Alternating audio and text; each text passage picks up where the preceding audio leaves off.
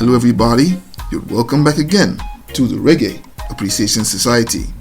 Even if you aren't a reggae fan, I'm pretty sure that you've heard of Bob Marley and the Wailers, and I can bet that you would rate them as the most influential band in Jamaican history.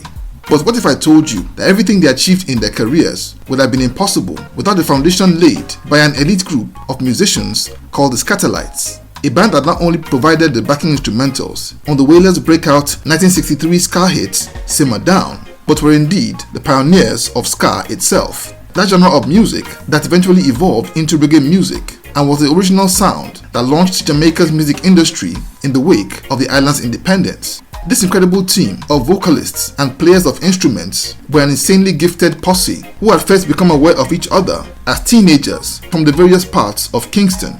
From musical child prodigies excelling as jazz and R&B musicians with different bands, they were assembled by the godfathers of Jamaica's music scene into what was essentially a supergroup that would infuse indigenous sounds of mento and calypso into imported American music to form a genre called ska that put Jamaica on the world's cultural map. The SKATALITES weren't just trendsetters of the island's music, but indeed were the island sound itself, with the sound they developed taking over the world charts when Millie Small's My Boy Lollipop hit the streets in 1964. But at the very peak of their success and the very cusp of global megastardom, a terrible tragedy will shake that group to its very core and break up a simply unstoppable unit. Let's take a look at the story of the SKATALITES, the band that started it all. The first seeds of that group were sown in the now legendary Alpha Cottage School, an institution that was established to train wayward boys in the year 1880 in Jamaica and was run under the strict guidance of Catholic nuns. Though renowned for heavy doses of discipline instilled in its students, it's mostly celebrated today for its wonderful music program that's produced many successful artists, including Yellowman, Leroy Horsemouth Wallace, and many more over the past 140 years. It was there that Don Drummond, Tommy McCook, John Dizzy Moore, and Lester Sterling would first get training as instrumentalists. So after finishing school, these four guys began to make their presence felt on the hotel bar circuit with different bands all over Kingston from around 1954. In that same period, saxophonist Roland Alfonso, as well as vocalist Doreen Schaefer, Lloyd Brevet, pianist Jackie Mitu, and bassist Lloyd Knibb were all kicking ass, pardon my French, in those same spaces. Their superb skills would make them stand-up performers in their different bands, and over time, promoters would soon start putting these teenagers together for one-off gigs. And the first of these was a show on the Kingston Pier, in which they were so tight that they would soon be assembled over and over again to play at different nightclubs and bars. Their specialty was jazz with a sprinkling of American R&B, and would make a name for themselves as being among the best in Jamaica. So by the late 1950s, two sound system owners and music entrepreneurs in the persons of Clement Coxswain Dodd and Arthur Duke Reid, who were big fans of American R&B, began to nurse ideas of producing indigenous versions of this American sound. And the idea was essentially to make cover versions of those songs with a strong Caribbean flavor. So both men, who were rivals, would register their own record labels in that same period. But it was Coxswain Dodd who first made a concrete move to put this fusion to wax. So Dodd began to comb Kingston, looking for young jazz musicians to work with, and discovered the young teenagers who would become known as the SKATALITES. He first approached Tommy McCook, whose genius saxophone playing had mesmerized him to no end, and told young Tommy his vision. But the youngster had no interest at first, as he was then a committed jazz musician. So Dodd would bide his time and instead resorted to recording jazz cuts with a lineup that included Roland Alfonso and Don Drummond in 1962. And also an album that would be called Jazz Jamaica. And the same year, he established Studio One on Brentford Road in Kingston. And as Studio One began to grow in stature, the musicians that became known as the SKATALITES became the studio's unofficial in-house backing band. And they would warm up to the idea of that fusion sound of jazz R&B with mento and calypso, and began to play it as session instrumentalists for the studio's artists. Around that time, Jamaica got independence from Great Britain, and that infectious, fast-paced, joyous sound that became known as ska became the soundtrack and backdrop of that new nation's optimism and celebratory mood. Ska would explode in popularity as the band would start to lend their skills on Duke Reid's projects as well, and in those times, they would add more musicians to their roster. So in late 1963, a group of teenagers came to audition at Coxswain Dodd's outfit, and after impressing the producer, the SKATALITES were assigned to provide backing instrumentals for their song called Simmer Down. Their blistering rhythm would power the group called the Wailers to overnight success, as the song Simmer Down went to number 1 in Jamaica's charts. Their sound was so hot that other producers began to scramble to work with them, and they would proliferate the ska sound, doing songs with producers like Leslie Kong.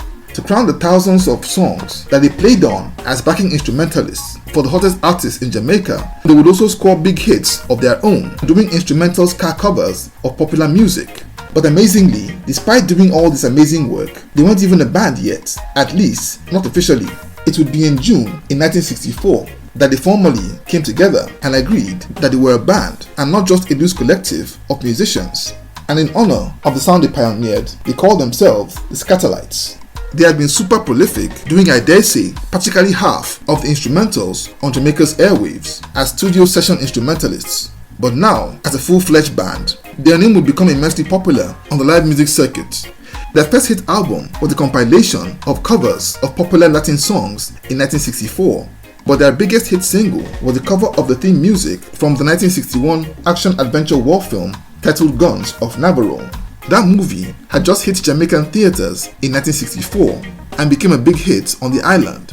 The theme music, originally composed by Dimitri Tompkin, was covered by the SKATALITES, and upon release in Jamaica in that same year, it became a massive hit and would be released later in the UK, where it rose to number 36 on the British charts, the only SKATALITES track to hit top 40 in that country.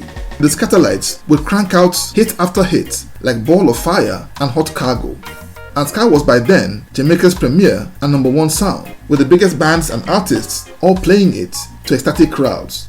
But the SKATALITES were undoubtedly the hottest and the most in-demand band in Jamaica. They were literally working at a superhuman pace, playing on countless songs for numerous musicians at studios all over Kingston and the biggest nightclubs in town. But unfortunately, it was at that peak period that tragedy would strike.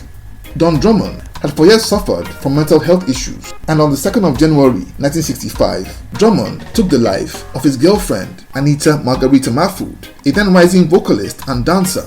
Drummond was arrested and sent to the Bellevue Asylum in Kingston, where he passed away 5 years later in 1969. This tragedy rocked Jamaica to its core and shook the band almost to breaking point, a mortal blow that ultimately would lead to its breakup. The SKATALITES would all manage to hold it together, but played their last concert in June 1965 before splitting into 2 different groups. Internal tensions had weakened the band already, but that tragedy was the last straw. Arch rivals Duke Reid and Coxsone Dodd would divide the SKATALITES down the middle. Roland Alfonso, Jackie Mitu, Lloyd Brevet, Bonnie Williams and Errol Waters would break away to form the group Soul Vendors that joined Coxsone Dodd full-time at Studio One, while Tommy McCook, Lloyd Nibbs, Lester Sterling and Johnny Moore became the founding members of a group called the Supersonics that moved over to join Duke Reid at Treasure Isle Studios. The band's breakup sent shockwaves through Jamaica's music industry and many people believe caused the end of ska as Jamaica's dominant sound, as rocksteady would a few months after take over the airwaves and dance floors in Jamaica, though historical facts say something entirely different. But despite the breakup, the guys would continue to interact and collaborate on the studio session circuit, starting from 1974 when they all reunited to work on Lloyd Brevet's solo album African Roots. Island Records boss Chris Blackwell got them into the studio to record an album called Big Guns in 1979, though it didn't get released until 1984.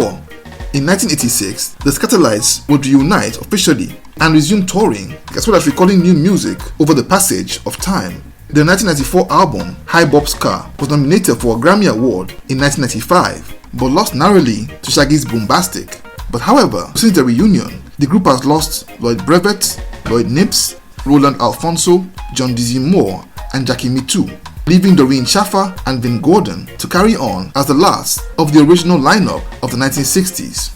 And this year made it exactly 60 years since that incredible collective of musicians came together officially. And they weren't only probably the most gifted musical lineup in the history of Jamaica, but they are linked inextricably to the birth of the island's massive musical industry today, and true pioneers of the genre of ska that gave birth to what we now know today as reggae music. So there you have it. Thank you for watching this video today. Please leave a like, subscribe, and until next time, God bless.